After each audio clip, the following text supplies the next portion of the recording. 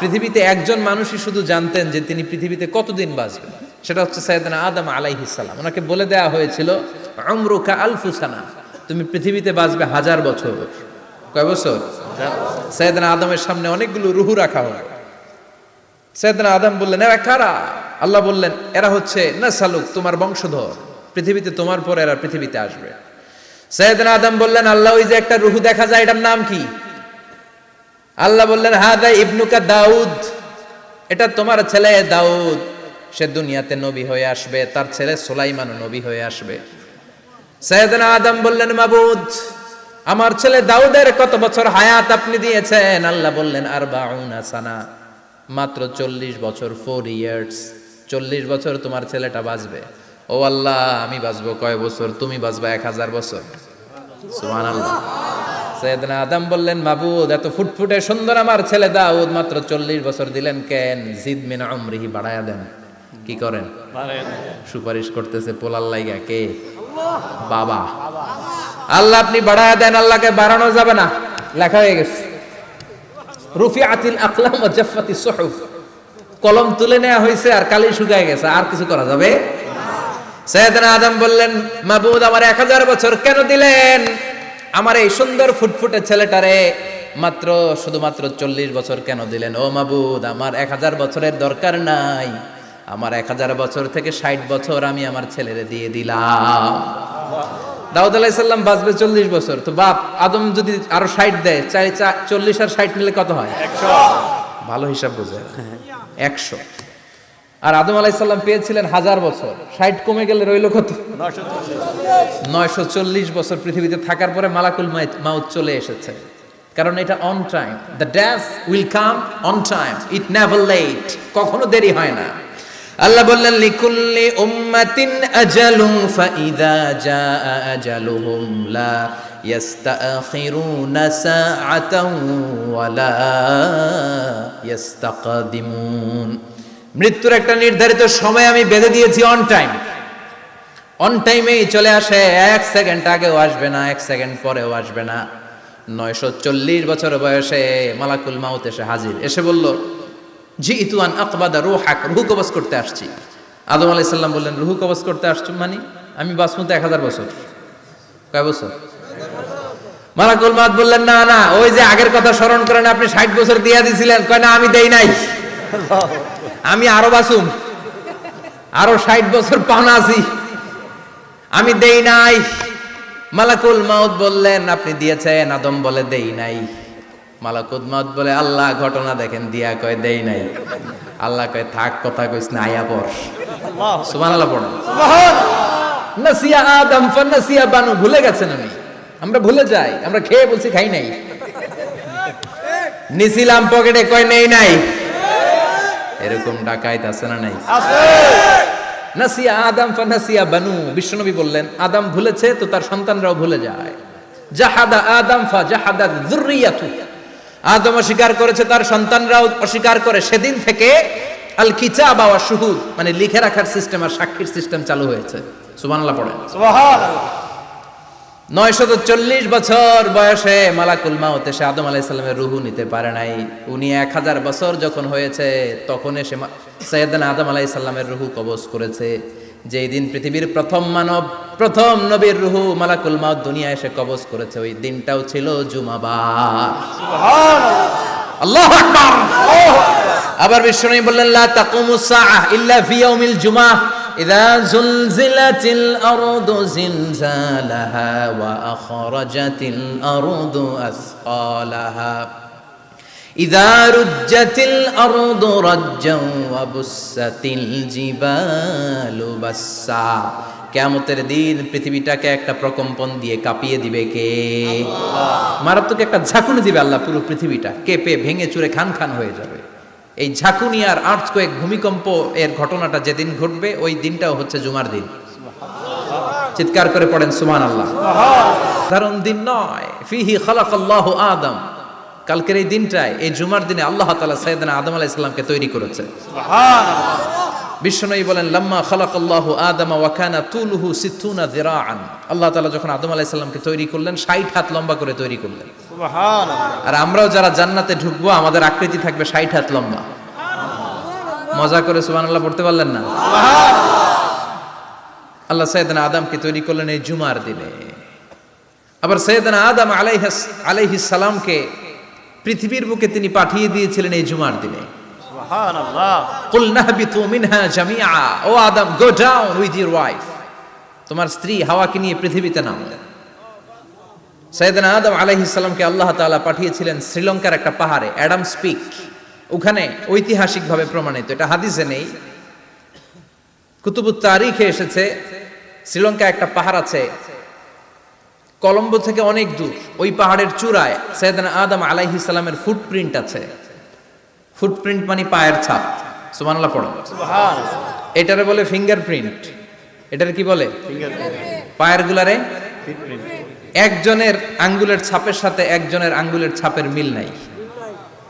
শুধু তাই না, আমার এই আঙ্গুলের সাথে এই আঙ্গুলের ছাপের কোনো মিল নাই। আয়াহসাবুল ইনসানু আল্লান নাজমা ইযামা বালা কাদিরিনা আলা আন নুসাউবিয়া বানানা। আল্লাহ বলেন, গোলাম তুমি মনে করেছো তোমার হাড্ডি গুড্ডি পচে যাবে, তোমাকে আমি একত্রিত করে আবার বানাতে পারবো না? বানানো তো অনেক দূরের কথা, আমি তো তোমার আঙ্গুলের ছাপগুলো সংরক্ষণ করে রেখেছি। চিল্লায় পড়েন আল্লাহু আকবার। 1880 সালে স্যার ফ্রান্সিস গাল্টন নামে একজন বিজ্ঞানী, তিনি আবিষ্কার করেছেন যে আমাদের আঙ্গুলের ছাপগুলো আলাদা, ফিঙ্গারপ্রিন্ট আলাদা। এই 10টা আঙ্গুলের একটার সাথে আরেকটার কোনো মিল নাই। এই পৃথিবীতে যদি 600 কোটি মানুষ হয় তাহলে 6000 কোটি আঙ্গুল, একটা আঙ্গুলের সাথে আরেকটা আঙ্গুলের ছাপের মিল আছে? যারা সিগনেচার দিতে পারে না এরা কি দেয়? টিপসই দেয়। সুবহানাল্লাহ। সুবহানাল্লাহ। কি ম্যাজিক আল্লাহ আঙ্গুলে রেখে দিয়েছে, একটা আঙ্গুলের ছাপের সাথে আরেকটা আঙ্গুলের ছাপের মিল নাই। এখন এই বায়োমেট্রিক অথেন্টিকেশনের জন্য অনেক জায়গায় দিতে হয়। ইমিগ্রেশন পাস করবেন, গিভ ইউর ফিঙ্গারপ্রিন্ট। ভিসা করবেন, Schengen visa, European visa, provide your fingerprint first. Canadian এম্বাসিতে গিয়েছিলাম, সব আঙ্গুলের আলাদা আলাদা ফিঙ্গারপ্রিন্ট রেখেছে। এখন এটা অথেন্টিকেশনের জন্য সিকিউরিটি পারপাস খুব গুরুত্বপূর্ণ। কিন্তু 1500 বছর আগে, 1880 মানে কি 200 বছর তো না, 200 বছর আগে বিজ্ঞানীরা আবিষ্কার করলো। 1500 বছর আগে সূরাতুল কিয়ামার ভিতরে ফিঙ্গারপ্রিন্টের কথা বলেছে কে? আল্লাহ। আর পায়েরটারে বলে ফুটপ্রিন্ট। এটা প্রাণীদের ক্ষেত্রে প্রযোজ্য, কারণ প্রাণীদের আঙ্গুল নাই, আছে? ওদের আছে পা। বাঘের কয় পা? কথা কয় না, 4 পা। আচ্ছা, বাঘের হাত কয়টা? হাত নাই, ওদের পা। ফলে ওদের ফুটপ্রিন্ট লাগে। সুন্দরবনে কয়টা বাঘ আছে এটার একটা হিসাব আছে। কি করে বলে, কেমন করে হিসাব করে? বাঘের কাছে যে গুনে, চেহারা তো একরকম, একটারে 3 বার গুনবে। কথা কন, কিভাবে গনে তাহলে? বাঘসুমারি হয় কিভাবে? ফুটপ্রিন্ট, পায়ের ছাপ। একটা বাঘের পায়ের ছাপের সাথে আরেকটা বাঘের পায়ের ছাপের কোনো মিল নাই। আবার কাবা ঘরের পাশে একটা ছোট্ট জায়গা আছে, এই জায়গার মধ্যে রব্বুল আলামিন সব নবীদের পিতা সাইয়েদনা ইব্রাহিম আলাইহিস সালামের ফুটপ্রিন্ট রেখে দিয়েছেন। ওয়াত্তাখিযু মিম মাকামি ইব্রাহিম মুসাল্লা, সাইয়েদনা ইব্রাহিমের দাঁড়ানোর জায়গায় তোমরা নামাজের জায়গা করে নাও। আল্লাহু আকবার। সাইয়েদনা ইব্রাহিম আলাইহিস সালামের পায়ের ছাপ আছে কিন্তু মাকাম ইব্রাহিম। আর সাইয়েদনা আদম আলাইহিস সালামের পায়ের ছাপ আছে অ্যাডামস পিকে, শ্রীলঙ্কার ওই পাহাড়ে। তো যেদিন আদম আলাইহিস সালামকে আল্লাহ ওখানে পাঠিয়ে দিয়েছিলেন, ওই দিনটা ছিল জুমার দিন। সুবহানাল্লাহ নাই? সুবহানাল্লাহ। সুবহানাল্লাহ বাড়িতে যায় বলেন, সুবহানাল্লাহ। চিল্লায় পড়েন আল্লাহু আকবার। এরপরে সাইয়েদনা আদমকে পাঠানো হলো শ্রীলঙ্কায়, সাইয়্যিদাতুনা হাওয়া আলাইহিস সালামকে পাঠিয়ে দেয়া হলো সৌদি আরবের জেদ্দা শহরে। আরবিতে জেদ্দা বা জাদ্দা মানে দাদি। জেদ্দাতুন বা জাদ্দাতুন মানে কি? দাদি। হাওয়া আলাইহিস সালাম আমাদের সবার দাদি, ঠিক কিনা? ওনার নামে এই শহরের নাম। বছরের পর বছর সাইয়েদনা আদম আলাইহিস সালাম এবং হাওয়া আলাইহিস সালাম আল্লাহর কাছে ক্ষমা চাইলেন, আল্লাহ ভুল করে নিষিদ্ধ গাছের ফল খেয়েছি, তুমি মাফ করে দাও। আল্লাহ বললেন, আদম কয়েকটা কালিমা শিখিয়ে দেব, এই কালিমাগুলোর পরে আমার কাছে দোয়া করো, আমি কবুল করে নিব। আল্লাহু আকবার। আল্লাহু আকবার। আল্লাহ শিখিয়ে দিলেন আর বললেন, আদম পড়ো, রাব্বানা যালামনা আনফুসানা ওয়া ইল্লাম তাগফির লানা ওয়া তারহামনা লানাকুনান্না মিনাল খাসিরিন। ও আল্লাহ, জুলুম করেছি নাফসের উপর, ভুল করেছি, অন্যায় করেছি, আপনি যদি ক্ষমা না করে দেন আমরা শেষ হয়ে যাব, আমরা হালাক হয়ে যাব, ক্ষতিগ্রস্তদের মধ্যে শামিল হয়ে যাব, ঠিক কিনা? আল্লাহ সাইয়েদনা আদম আলাইহিস সালামের তওবা কবুল করলেন। ওনার কাজ হচ্ছে তওবা কবুল করা, আমাদের কাজ গুনাহ করা, শয়তানের কাজ ওয়াসওয়াসা দেওয়া, আল্লাহর কাজ খালি মাফ করা। সুবহানাল্লাহ পড়বেন না? তার মানে আদম সৃষ্টি হলো জুমার দিনে, দুনিয়ায় নামিয়ে দেয়া হলো জুমার দিনে, তওবা কবুল করে নেওয়া হলো জুমার দিনে, রূহ কবজ করা হলো জুমার দিনে, আবার কিয়ামত সংগঠিত হবে জুমার দিনে। পড়েন সুবহানাল্লাহ। আবার বিশ্বনবী বললেন আর রমাদান ইলা রমাদান, এক রমজান থেকে আরেক রমজানের মাঝখানে যত গুনাহ হয় মাফ করে কে? আল্লাহ। তারপরে বিশ্বনবী বললেন আল উমরাতু ইলাল উমরাহ, কেউ যদি একবার উমরা করে পরে আবার করলে দুই উমরার মাঝখানে গুনাহগুলো মাফ করে দেয় কে? আল্লাহ। আবার বিশ্বনবী বললেন আল জুমআতু ইলাল জুমআ কাফফারাতুন লিমা বাইনাহুমা, এক জুমার পর থেকে সামনের জুমা আসা পর্যন্ত যে সগীরা গুনাহগুলো হয় সবগুলো সগীরা গুনাহ মাফ করে দেয় কে? রজব শাবানে বরকতে দাও, রমজান মাসে গুনাহ ঝড়াও, সপ্তাহ জুড়ে তুমি বরকতে দাও, জুমার দিনেতে গুনাহ ঝড়াও, রজব শাবানে বরকতে দাও, রমজান মাসে গুনাহ ঝড়াও, ঠিক কি না? তার মানে জুমার দিন গুনাহ মাফের দিন। সারা সপ্তাহে ভুল ত্রুটি অন্যায় যা করলাম জুমার নামাজের বদৌলতে সব গুনাহ মাফ করে দেয় কে? আল্লাহ। এই দামি দিনটাকে আল্লাহ ইহুদিদের দিতে চেয়েছিলেন, পায় নাই। আলহামদুলিল্লাহ কবেন না? আলহামদুলিল্লাহ। ইখতিলাফু, তারা ইখতিলাফ করে হারাইছে এটা। এই দামি দিনটা রব্বুল আলামিন নাসারাদেরকে দিতে চেয়েছিলেন, ফাখতালাফু, ওরাও ইখতিলাফ করে হারাইছে। এজন্য ইখতিলাফ ভালো জিনিস না খারাপ জিনিস? মারামারি ভালো জিনিস না খারাপ জিনিস? আর ঐক্য করা ভালো জিনিস না খারাপ জিনিস? ঐক্য করতে রাজি আছেন? ইহুদিদেরকে আল্লাহ দিতে চাইলেন, ইখতিলাফ করে হারাইছে, নাসারারাও হারাইছে। ফাজা আল্লাহু বিনা ফাহাদানা বিহাদাদ দ্বীন, রব্বুল আলামিন এই দিনটা আমাদেরকে দিলেন, আমরা ইখতিলাফ করি নাই, বিশ্বনবীর হাতে হাত রেখে ঐক্য করে ঘোষণা দিয়েছি জুমার দিন আমাদের সাপ্তাহিক দিন। সুবহানাল্লাহ। বিশ্বনবী বলেন ফাগাদান লিল ইয়াহুদ, সাপ্তাহিক আনন্দের দিন ইহুদিদের জন্য হচ্ছে শনিবার, ইয়ামুস সাbt, ও বাদা গাদ লিন নাসারা, আর খ্রিস্টানদের জন্য হচ্ছে রবিবার, আর আমাদের জন্য হচ্ছে শুক্রবার। চিল্লায় পড়েন আল্লাহু আকবার। তার মানে জুমার দিন, জুমাবারের মর্যাদা বেশি না কম? চিল্লায় বলেন বেশি না কম? জুমার দিন সকালবেলা ফজরের নামাজের পর থেকে ফেরেশতারা যতগুলো মসজিদে জুমা অনুষ্ঠিত হয় ওই মসজিদে ঢোকার প্রতিটা দরজার মধ্যে দাঁড়িয়ে থাকে। কারা কারা আগে আগে জুমার নামাজ পড়ার জন্য মসজিদে যায়, প্রত্যেকের নামগুলো একটা জান্নাতের রেজিস্ট্রি খাতার মধ্যে তুলে নেয়। সুবহানাল্লাহ। এই নামগুলো স্পেশালি আল্লাহর কাছে পাঠানোর জন্য। সুবহানাল্লাহ কইবেন না? সুবহানাল্লাহ।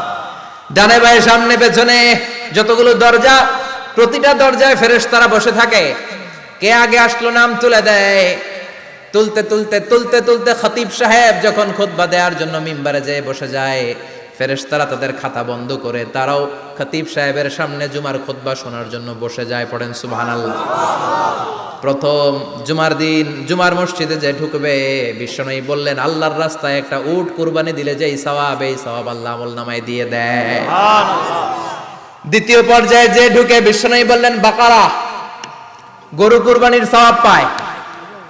তিন নম্বরে যে ঢুকবে, বিশ্বনবী বললেন কাবসা, হাদিসের ভাষায় এসেছে আল কাবাস, কাবাস মানে হলো বকরি, বকরি কুরবানির সওয়াব। চার নম্বরে যে ঢুকবে তার হচ্ছে দাজাজা, দাজাজা মানে মুরগি। পাঁচ নম্বরে যে ঢুকবে, বিশ্বনবী বললেন বাইদা, নোয়াখালীরা কয় বয়দা, আমরা কই আন্ডা, কুমিল্লায় কই ডিম। আছে না নাই? আছে। এক দেশের কত ভাষা, এক দেশের গালি আরেক দেশের বুলি। আমরা বলি ছেলে, কুষ্টিয়ায় বলে পুত্র, আরেক জায়গায় গেলে বলে হুত, আরেক জায়গায় গেলে বলে ফোয়া। আছে না নাই? আছে। এক এলাকায় বলে বেটা ছেলে, ছেলেদেরকে বেটা ছেলে, মরদ ফোয়া, মরদ ফোয়া হদ্দে না, মরদ ফোয়া হদ্দে। আহা, কি ভাষার বৈশিষ্ট্য। তো যেটারে আমরা বলি ডিম, কোথাও বলে আন্ডা, কোথাও বলে বয়দা। তো এই বয়দা আল্লাহর রাস্তায় দান করে দিলে যেই সওয়াব, পঞ্চম ব্যক্তি ওই সওয়াব পাবে। এই 5 জনের পরে আর লেখালেখি নাই, বাকিদেরটা নরমাল এন্ট্রি করে সব ফেরেশতারা খুতবা শোনার জন্য বসে যায়। সুবহানাল্লাহ। সুবহানাল্লাহ। তো জুমার দিনে আগে আগে যাবেন তো ইনশাআল্লাহ। সবাই?